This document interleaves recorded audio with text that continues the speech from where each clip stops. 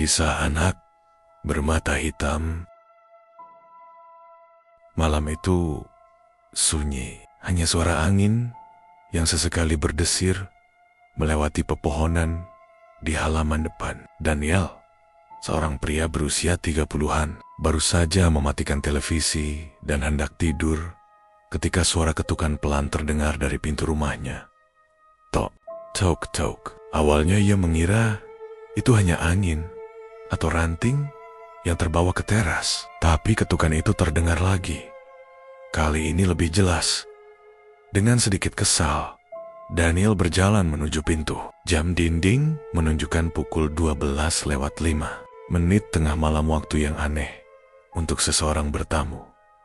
Ketika ia mengintip lewat jendela kecil di samping pintu, Daniel melihat dua sosok kecil berdiri diam di depan rumahnya. Dua anak, mungkin berusia 10 tahun, mengenakan pakaian sederhana. Wajah mereka menunduk, sehingga sulit terlihat jelas.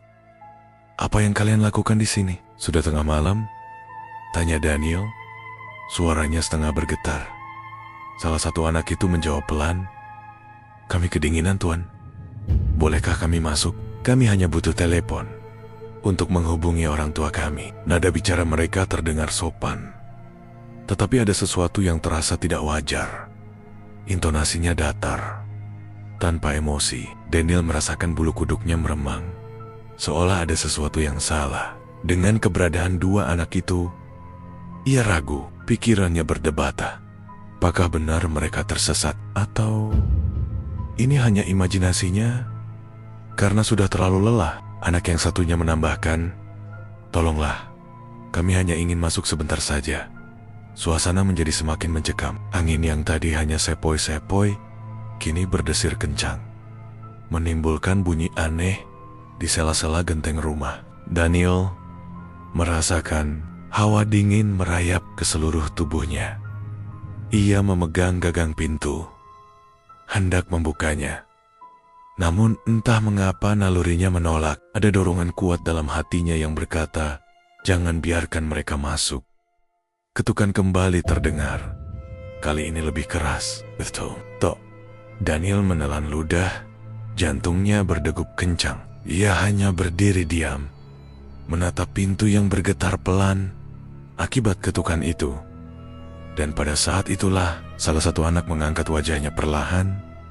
Daniel belum melihat jelas apa yang aneh dari mereka, tapi perasaan mencekam semakin kuat. Ia tahu sesuatu yang mengerikan akan segera terlihat. Daniel berdiri kaku di depan pintu. Anak kecil itu mendongak perlahan. Gerakannya terasa tidak wajar, seakan kepalanya ditarik oleh sesuatu yang tak terlihat. Dan saat wajahnya terangkat penuh, Daniel langsung tertegun. Matanya bukan mata manusia. Seluruh bola matanya hitam pekat, tanpa bagian putih sama sekali. Hitam itu terlihat begitu dalam, seakan tidak berujung, seolah siapapun yang menatapnya akan tersedot ke dalam kegelapan abadi. Daniel mundur beberapa langkah.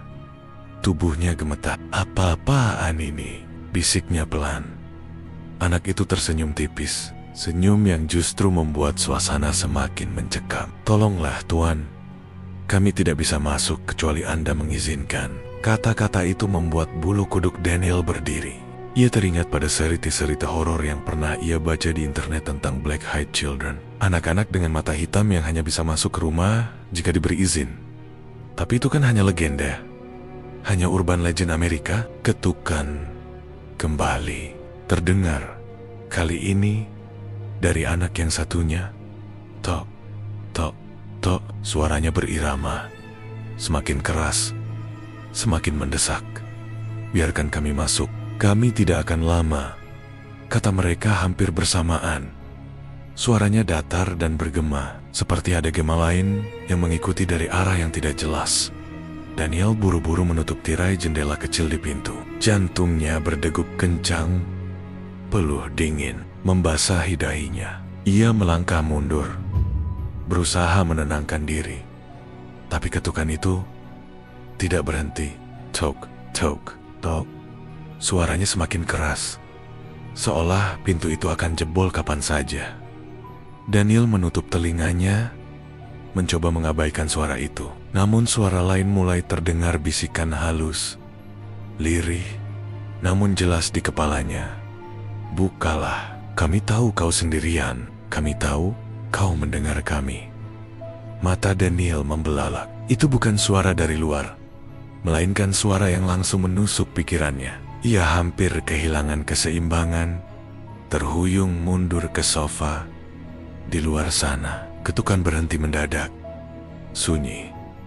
Daniel menahan napas, berharap semuanya sudah selesai. Tapi dalam keheningan itu, ia mendengar sesuatu yang lebih menyeramkan. Suara napas anak-anak itu berat dan teratur, tepat di balik pintu rumahnya.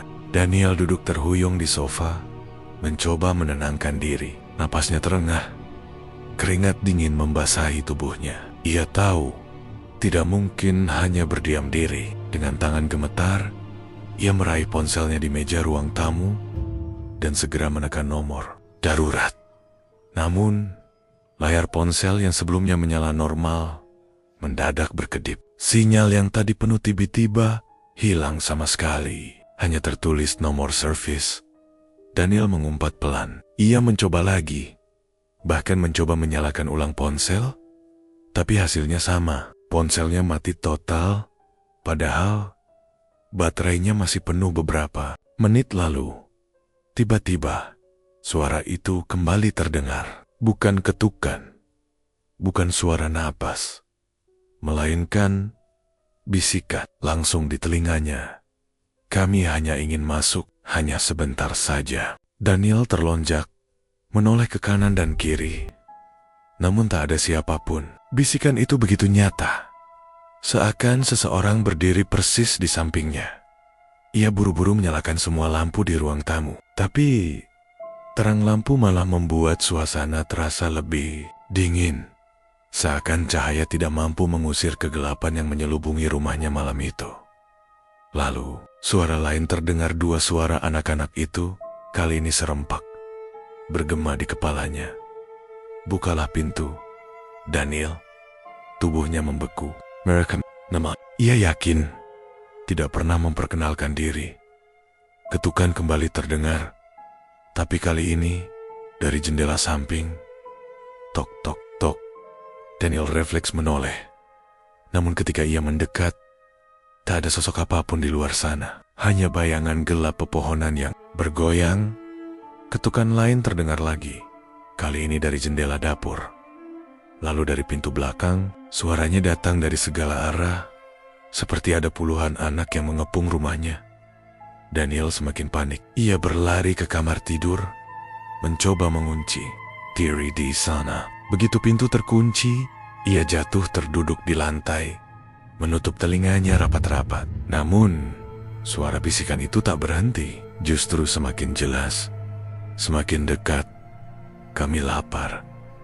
Kami butuh tempat tinggal. Biarkan kami masuk." Dan untuk pertama kalinya malam itu, Daniel merasa seolah ada sesuatu yang sedang berdiri tepat di belakangnya.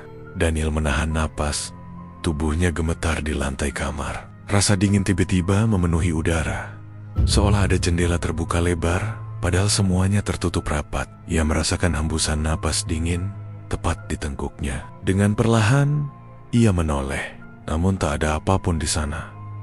Bisikan itu berhenti mendadak. Rumahnya menjadi sunyi. Hanya suara detak jam dinding yang terdengar, berdetak lambat, seakan mempermainkan waktu. Beberapa menit berlalu, lalu puluhan menit. Daniel tetap terjaga, takut, menutup mata. Ketukan yang tadi mengepung rumahnya tak terdengar lagi. Hingga akhirnya, cahaya pagi perlahan masuk lewat celah tirai. Dengan langkah ragu, Daniel membuka pintu kamar. Rumahnya tampak tenang, seakan tidak pernah terjadi apa-apa semalam. Pintu depan masih terkunci rapat, semua jendela masih tertutup, tapi hawa aneh itu belum sepenuhnya hilang. Ia memberanikan diri membuka pintu depan. Udara pagi yang segar langsung menyambutnya. Burung-burung berkicau, kontras dengan malam yang mencekam sebelumnya. Daniel menghela napas lega. Mungkin hanya mimpi buruk akibat kurang tidur. Namun perasaan itu seketika hilang ketika ia menunduk. Di depan pintu, jelas terlihat jejak kaki kecil. Jejak itu basah, seakan ditinggalkan oleh seseorang yang kakinya kotor oleh lumpur.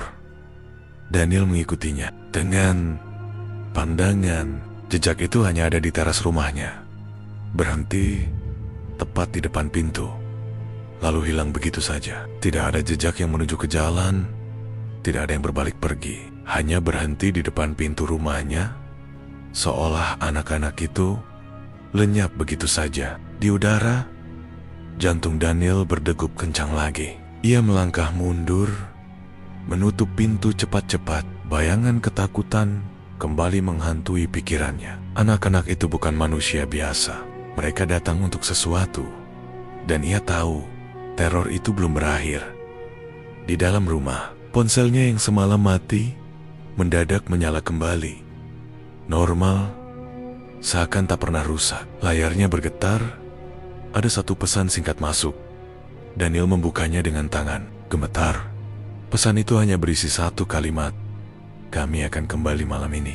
Hari itu berjalan lambat bagi Daniel. Ia tak bisa fokus bekerja. Pikirannya terus dihantui pesan singkat yang ia terima pagi tadi. Kami akan kembali malam ini. Kalimat itu berulang-ulang terngiang di kepalanya, seakan bisikan yang terus menggali rasa takutnya. Menjelang senja, Daniel mencoba meyakinkan dirinya bahwa itu hanyalah permainan pikiran. Ia menyalakan televisi, menutup semua tirai, dan menyalakan lampu di setiap ruangan. Namun semakin malam, semakin kuat perasaan tak nyaman itu menyelimutinya. Jam menunjukkan pukul 11:50. Daniel duduk di sofa, menunggu. Jantungnya berdebar kencang. Hawa dingin merayap lagi, sama seperti malam sebelumnya. Lampu di ruang tamu tiba-tiba berkedip, lalu padam beberapa detik sebelum kembali menyala. Tok, tok, tok. Suara ketukan itu terdengar lagi. Kali ini lebih pelan, namun jelas. Daniel menegakkan tubuhnya, menatap pintu depan yang bergetar samar. Ia tahu siapa yang datang. Daniel, suara anak-anak itu bergema, bukan dari luar, melainkan langsung dari dalam rumah. Biarkan kami masuk. Ketukan berpindah. Kini dari jendela samping, lalu pintu belakang, lalu lagi dari dapur. Suaranya datang bersamaan, seakan rumahnya dikepung dari segala arah. Daniel panik. Ia berlari ke kamarnya, mengambil kunci mobil. Satu-satunya cara adalah pergi dari rumah itu malam ini juga. Ia membuka pintu belakang perlahan, mengintip keluar. Gelap, namun tak terlihat ada siapapun. Dengan langkah tergesa, ia menuju garasi. Masuk ke mobil, dan segera menyalakan mesin. Mobil berderum, lampu sorot menembus kegelapan malam. Daniel menarik napas lega, siap melarikan diri sejauh mungkin. Namun, saat ia melirik kaca spion, jantungnya berhenti berdetak sesaat. Di kursi belakang mobil, dua anak itu duduk diam. Wajah mereka pucat, dan mata mereka hitam, pekat menatap lurus ke arahnya. Daniel tercekat, tubuhnya kuku. Tangannya gemetar, tisit. Kedua anak itu tersenyum tipis, serentak berkata dengan suara yang dingin dan bergema. Kami sudah masuk, Daniel. Dan cerita pun tamat.